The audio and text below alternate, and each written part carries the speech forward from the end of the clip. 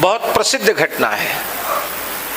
दक्षिण भारत में श्री रंगम धाम है जिसे भूवैकुंठ कहा जाता है।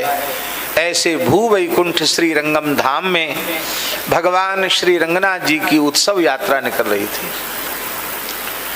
और 1000 साल पुरानी घटना है।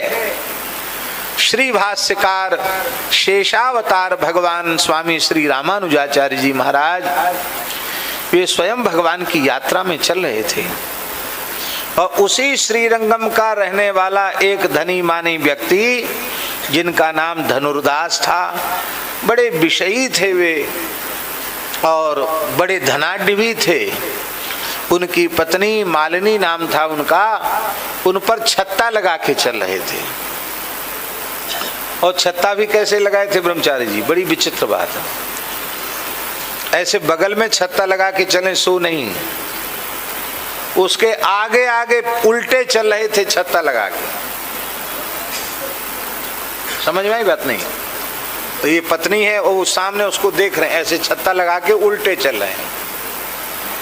लोग तमाशा देख रहे हैं, उन्हें किसी की परवाह नहीं।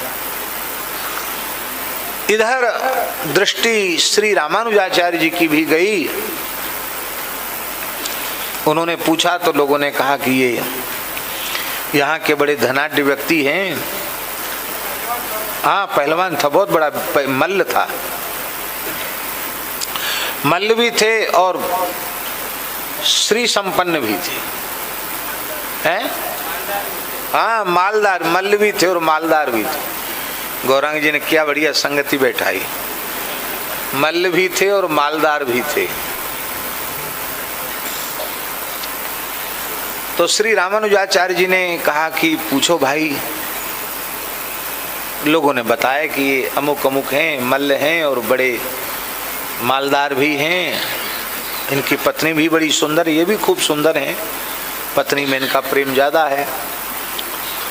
तो स्वामी जी ने कहा कि इनको मठ में बुलाओ। तो रात्रि में उनको मठ में बुलाया, शाम को मठ में बुलाया। धनुर्दास तो डर रहे थे कि पता नहीं स्वामी जी क्या कहेंगे हमसे, पर उन्होंने बड़े स्नेह पूर्वक उनको बिठाया, कहा आओ भैया बैठो। क्या नाम है आपका? बोले धनुर्दास। महाराज मैं मल्ल हूँ। अच्छा।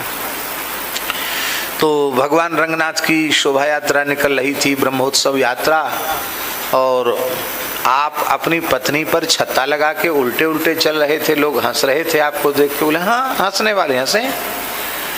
देखिए स्वामी जी, आप क्षमा करें मेरे अपराध को। मुझे इस पृथ्वी पर अपनी पत्नी से अधिक सुंदर और कोई दिखाई नहीं पड़ता।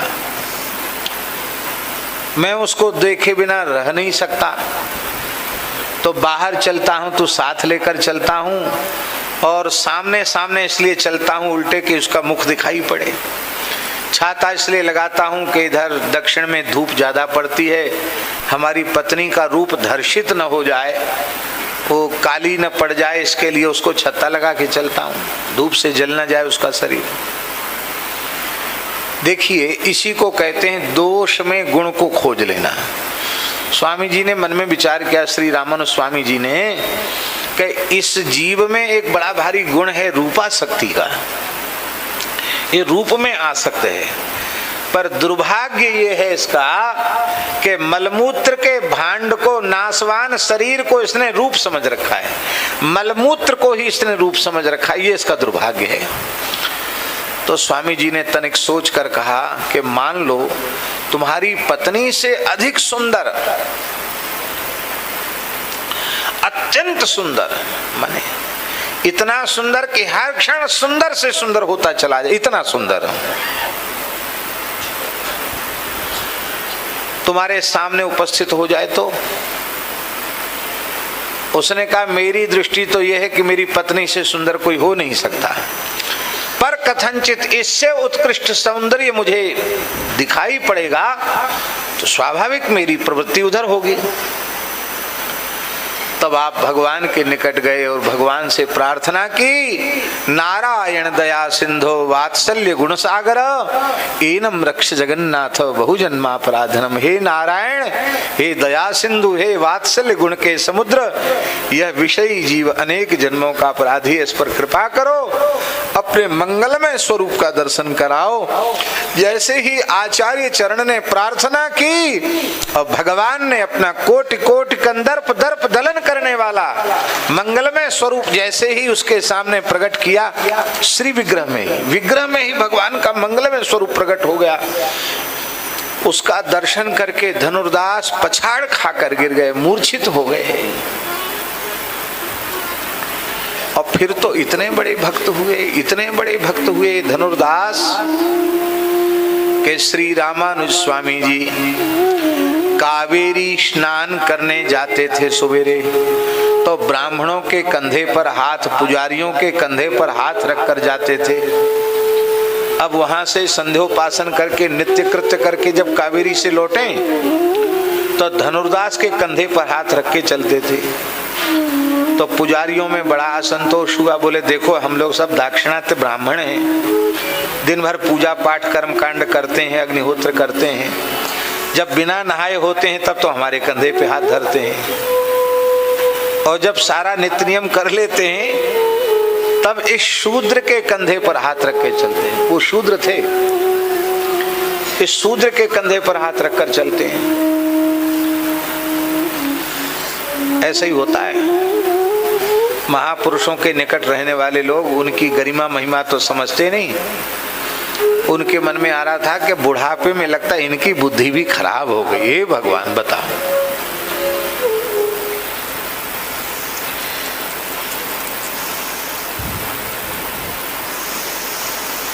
बात तो मुंह पे आ गई, कह दें तो कह दें, महापुरुषों की बात है। लोग कहते क्या करें, गुरु जी को ज्ञान नहीं है। चेले कहते हैं क्या करें, गुरु जी को ज्ञान नहीं है।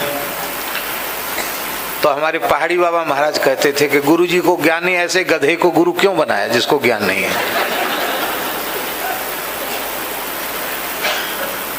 तो तुम अपने को बड़ा भारी ज्ञानी समझते हो, गुरु जी को मूर्ख समझते हो, तो तुम शिष्य हो, तुम्हारा कल्याण होगा।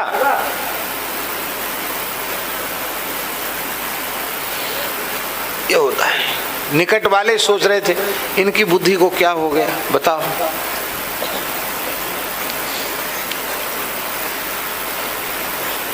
उनके असंतोष को देख करके श्री रामानुज स्वामी जी ने एक नाटक किया। क्या नाटक किया? अपने शिष्यों से कहा कि धनुर्दास को देर तक हम अपने पास सत्संग में रखेंगे और तुम लोग उनके घर जाना और जो कुछ बहुमूल्य वस्तु मिले उठा के मेरे पास, माने चोरी करके ले आना। उनकी पत्नी बाट जो हो रही थी और वैष्णव गए घर के बहुमूल्य सोने चांदी के बर्तन सब उठा के लाने लगे, तो उनकी पत्नी जानबूझ के सो गई। वो जान रही थी कि चोरी करने आए, ये हैं सब तिलकधारी, तो ये सब भगवत भक्त ही हैं और ले जाएं तो अच्छा है, सेवा में लगेगा। वो लेट गई जानबूझ के, सोने का अभिनय किया उसने, सोई नहीं थी। तो उनको और लोभ बढ़ा तो उसके शरीर के आभूषण उतारे। तो उसने सोचा कि एक करवट से मैं लेटूं तो एक तरफ के आभूषण तो उतर गए, एक तरफ के रह गए, तो ये भी चले जाएं सेवा में तो अच्छा है। तो उसने जैसी करवट बदली, उन्होंने समझा कि ये जग गई। वो जो सामान बटोरा था उसे भी छोड़े आए और वो भागे वहां से, डर के मारे भाग गए। श्री धनुर्दास जी आए, पत्नी से सारी बात हुई तो उन्होंने डांटा, कहा नहीं तुम्हारे मन में लोभ आ गया। उन्होंने नहीं, मेरे मन में बिल्कुल लोभ नहीं, मैं तो सब जानबूझ के मैंने आभूषण अपने शरीर उतरवाए। तो बोले दो कुछ तिजोरी में रखा है वो, और जो बच गया शरीर पर वो सब का सब मुझे दे दो, अभी मैं मठ में पहुंचा के आता हूं, भगवान की सेवा में लगेगा। अपने को प्रसाद भगवत कृपा से मिल जाता है। इस सोने चांदी हीरे जवाहरात की अब हमें क्या आवश्यकता है? महाराज जी पत्नी ने सारा आभूषण उतार के दे दिया, घर में जो कुछ रह गया था वो भी दे दिया, सब कुछ लेकर स्वामी जी के पास पहुंचे और दे करके साष्टांग प्रणाम करके चले आए। ये भी नहीं कहा कि हम कैसे लाए, और स्वामी जी भी कुछ बोले नहीं, बोले रख गया, प्रणाम करके चला गया। दूसरे दिन स्वामी जी ने एक अपने विश्वस्त शिष्य को कहा कि ये जो अर्चक पूजक है ना, इनके कपड़ा का, लंगोटी का, अचला का, धोती का एक एक कोना फाड़ लो, कैंची से थोड़ा थोड़ा कतर दो, छिद्र बना दो, थोड़ा इधर उधर काट दो और इधर का उधर रख दो, इसका अचला वहां, उसका अचला वहां, ऐसा है। करवा दिया वैसा ही। वो सब स्नान करके झगड़े में लगे, हमारा कपड़ा किसने फाड़ा, हमारे इसमें छेद कैसे हुआ, हमारी धोती वहां सूख रही थी वहां कैसे चली गई। स्वामी जी ने कहा भाई तुम झगड़ा ही करते रहोगे, भगवान की सेवा कब करोगे। नहीं नहीं, हम तो भगवान की सेवा करें चाहे न करें। ऐसा किया किसने, लाओ उसको। भाई मिल जाएगा तो उसको फांसी पे चढ़ाओगे क्या भाई।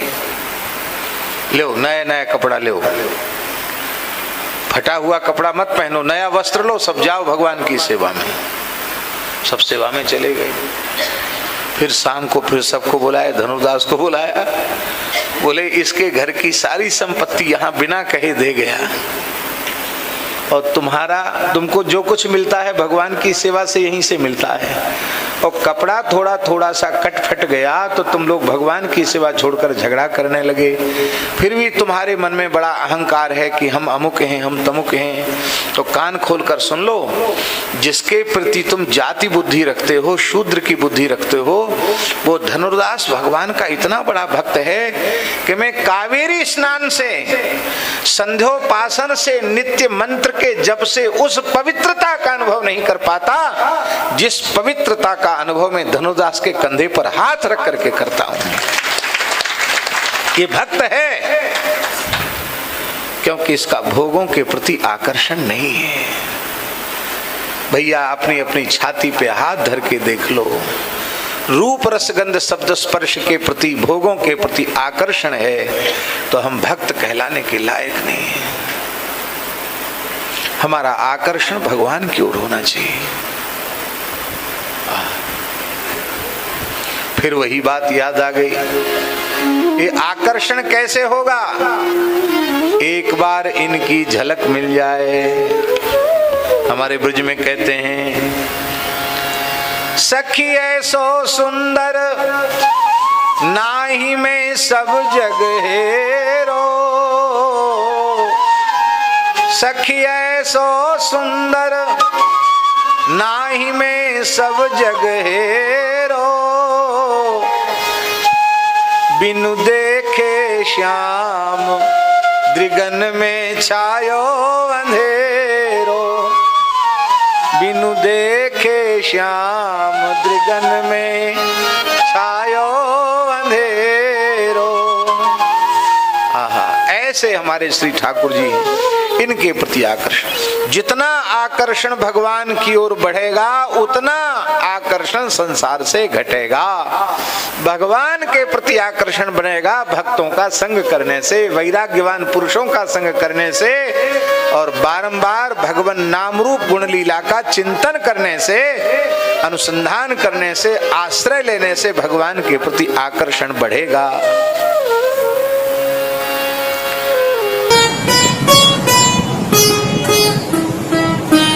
श्री सीताराम प्रतिदिन सत्संग एवं दर्शन के लिए श्री महाराज जी के ऑफिशियल चैनल को जरूर सब्सक्राइब करें।